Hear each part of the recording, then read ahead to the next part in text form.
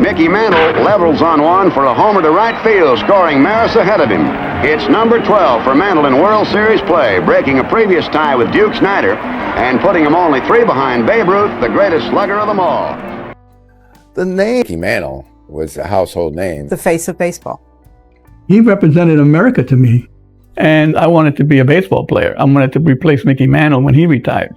Until we started taking our own bat. So I've seen a lot of great sluggers. There was nobody, in my mind, who could do it in a ball game greater than Mickey Mantle. Averages. I remember figuring out that I only bat 188. I better do something else in life. One of the biggest things of coming to this country was you wanted to be an American. Mickey Mantle was an American. If you look at some of the pictures of when Dad would swing, I mean, you'd even see the neck. I remember him coming back and throwing his helmet down the runway and walking by, and he found the 4 spot where his bats were, and he just took his hand. Style is reminiscent of Dizzy Dean, just keeps firing free and easy. Mantle belts a powerful drive to left center. It sailed deep into the bleachers for an opposite field home run. Phil Rudo once said about Mickey Mantle, "I never saw anybody hit the ball so hard. When he swings the bat, you just have to stop and watch." Ted Williams, the greatest hitter who ever lived, admitted, "If I could run like Mantle, I would hit 400 every year." But there was something nobody saw, something Mantle hid every single morning. A truth that makes everything you think you know about him different. What you are about to hear will change how you see greatness. The stories his teammates tell reveal a man far more remarkable than the legend. The 17th of April, 1951, a 19-year-old kid walks into Yankee Stadium for the first time. Joe DiMaggio has just announced this will be his final season. The pressure is unthinkable. Replace the greatest Yankee who ever lived. Casey Stengel watches this kid during spring training and says something nobody has ever said about a baseball player. He is faster than any power hitter I have ever seen and stronger than any speedster I have ever seen. No one has ever had more of both speed and power at the same time. Then Stengel adds, "This kid does not make sense. He does too well. It is very hard to understand." He did not make sense because the physics should not allow it. 3.1 seconds. From home plate to first base, the fastest in baseball. 13 seconds to run around all 4 bases, at the same time hitting balls over buildings. Frank Lane, the White Sox general manager, makes an offer. "I would give the Yankees $250,000 for him and bury him in $1,000 bills as a signing bonus in 1951. That is a fortune." But there was one person who thought Mickey would fail completely. Mid-season, 1,951. The Yankees send Mickey to AAA Kansas City. He is struggling, striking out repeatedly. He calls his father and says he cannot do this anymore. He wants to come home. Mutt Mantle drives from Oklahoma to Kansas City. He walks into the hotel room and says words that will haunt Mickey forever. "I thought I raised a ball player. You are nothing but a coward and a quitter."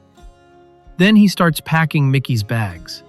Mickey later recalls, "I expected him to say, 'Hang in there,' or something like that. It took me an hour to talk him into giving me another chance. He goes 11 for 20 inches his next games. The Yankees call him back. He never looks back.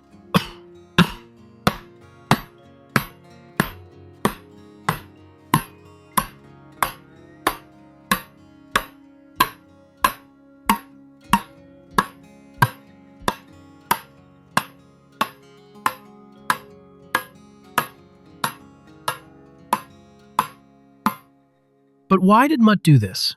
Mickey explains. He foresaw the platooning that managers like Casey Stengel used years before it happened. He told me I had to be a switch hitter if I was going to play. The training began in childhood. My dad taught me to switch hit. He and my grandfather, who was left-handed, pitched to me every day after school in the backyard. I batted lefty against my dad and righty against my granddad. Think about what that means for a moment. Mutt Mantle was not a baseball executive. He was not a coach. He was a zinc miner in Commerce, Oklahoma, working underground in conditions that would eventually take his life. Yet he saw something that professional scouts and managers had missed, that the game was changing, that versatility would define the next era of baseball. His cruelty in that Kansas City hotel room was not cruelty at all. It was the most precise diagnosis of what his son needed to hear. Some fathers express love through comfort. Mutt expressed it through truth.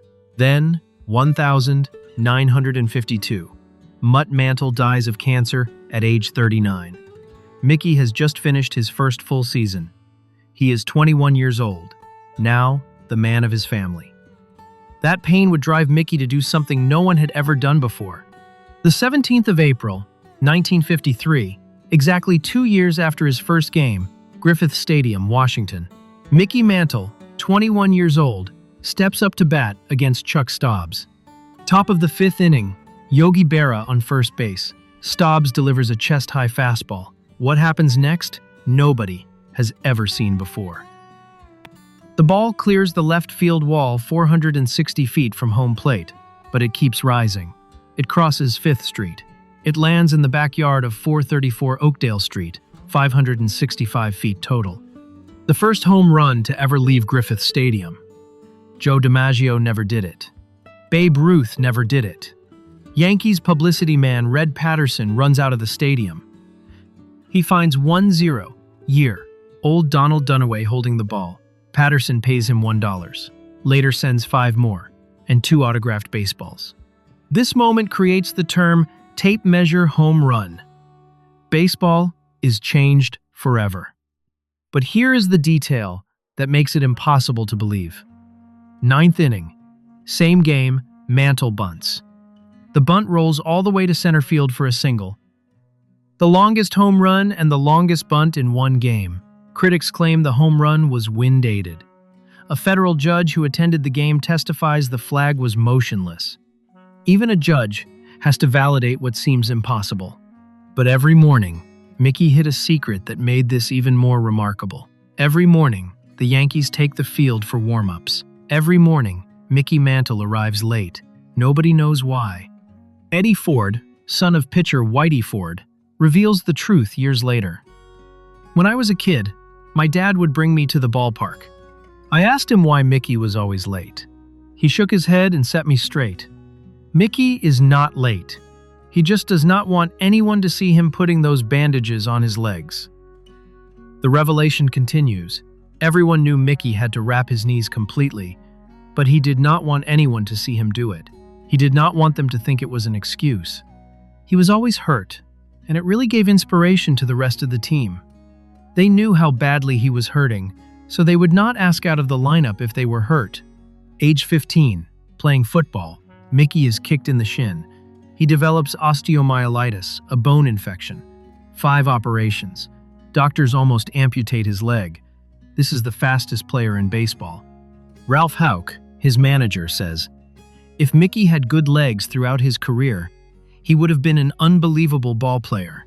Carl Yastrzemski adds, "If that guy were healthy, he would hit 80 home runs."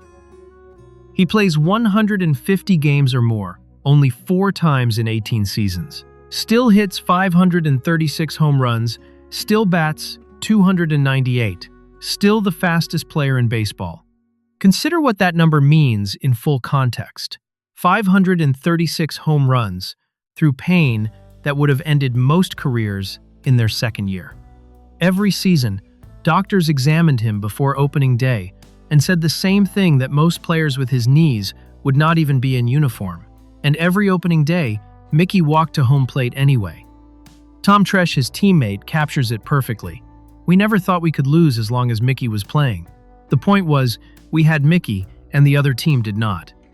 But Mickey never wanted to be the star. He wanted to be one of the guys. Mickey Mantle, Whitey Ford, and Billy Martin, inseparable, on and off the field. Mickey knows the truth about this friendship. "If I had not met those 2 guys, Billy Martin and Whitey Ford, at the start of my career, I would have lasted another 5 years." He knows they are shortening his career. But he says, "I have no idea why I liked him so much. We never could figure it out. Me and Whitey and Billy were all so different. That is why we got along so well." The stories reveal their bond. One night, They violate curfew at the Kenmore Hotel. Billy says, "There is a window up there that is open. Boost me up there and I will get in and come around and open the door for you." Mickey boosts Billy through the window. The door is chained. Billy cannot open it. He yells down, "I will see you tomorrow."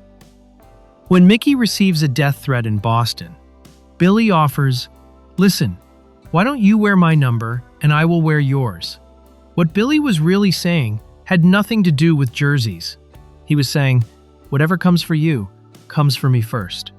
Mickey says about Billy, "The players knew that if Billy asked them to jump off a roof, he would jump off with them."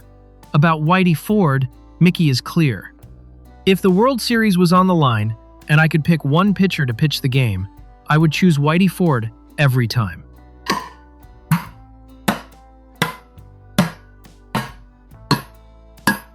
These were not just friendships born of proximity. They were alliances forged in the specific pressure of being young men carrying an entire city's expectations on their shoulders. But the relationship that surprised everyone was with his supposed rival. The 1950s and 60 seconds, the biggest debate in baseball. Mickey Mantle versus Willie Mays, Yankees versus Giants. The media relentlessly pits them against each other. Gabe Paul, baseball executive, weighs in. "I have to give Mays one-edge durability. Mickey is not sound, and Willie is. Otherwise, if I had a chance to trade for either player, I would pick Mantle." Bill James, the statistician, analyzes their careers. Mantle was clearly a greater player in his peak years. Even if Mays is given every conceivable break on every unknown defense, base running, clutch hitting, his performance still would not match Mantle's. Billy Martin says bluntly, "When they say Mays hit a ball as far as Mickey, they are smoking something." Gus Zernial offers the perfect summary. "The best hitter I ever saw was Ted Williams. The most complete player, Joe DiMaggio. The most exciting, Mickey Mantle." But here is what nobody knew. From Alan Barra's book, Mickey and Willie, the truth emerges. They were close friends. Each was the only man who could truly understand the other's experience. Both carrying impossible expectations. Both in the New York spotlight. Both from poor backgrounds. When you share that particular kind of pressure, the pressure of being told from childhood that you are the one, the chosen one, the future of the game, you do not develop rivalry with the one person who feels it the same way. You develop brotherhood. When asked directly who is better, Mickey gives an answer he never gives about anyone else. "If you want to know who is better, me or Willie Mays, you have to look at our career stats." And Willie's bottom line was better. He deflects credit to Willie, the only time he ever directly compares himself to another player. A man who could have claimed the throne chooses instead to hand it over. That is not weakness. That is the rarest form of confidence.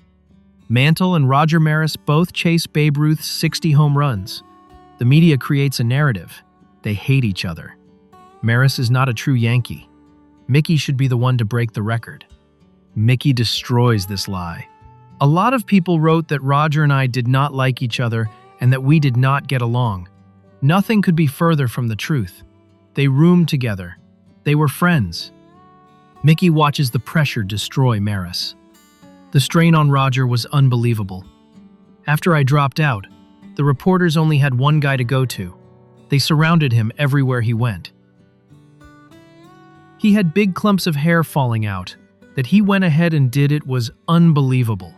There is something in how Mickey tells this story not as a man mourning a record he did not break, but as a man who watched his friends suffer and marveled that his friends survived it.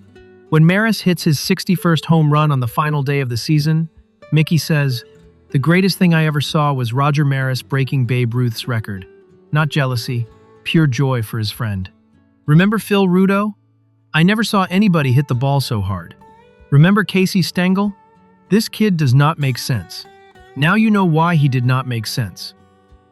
He was the fastest power hitter who ever lived, who played on one leg, who hid his pain every morning, who deflected credit to teammates, who defended his rivals, who remained humble when he could have been prideful.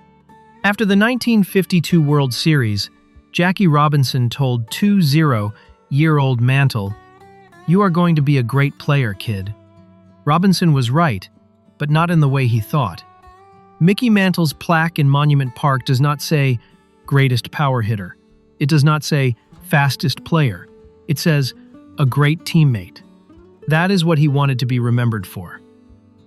His father called him a quitter at age 20. He spent his entire life proving he was not. He played through pain that would end other careers. He lifted teammates instead of seeking the spotlight. He recognized others' greatness instead of demanding recognition. And he understood something that most champions never learn, that the measure of a man is not what he does when the stadium is roaring, but what he does before anyone is watching. In a private hotel room wrapping bandages around broken knees, in a conversation where he hands credit to a rival, in a locker room where he quietly tells a struggling teammate that he too had wanted to quit once. Gus Zernial said Mickey was the most exciting, not because of 5'6", 5-foot home runs, because of what he did when nobody was watching, the bandages he wrapped in private, the encouragement he gave teammates, the credit he gave to others. That is the Mickey Mantle Players. Remember not just the tape measure, home runs, but the man behind them. What surprised you most about Mickey's story? Drop your thoughts in the comments below. If this changed how you see greatness, hit that like button. Know a baseball fan who needs to hear this? Share this video with them. Want to hear what players said about Willie Mays or Ted Williams? Check out the videos on screen and subscribe for more untold stories from baseball's golden age.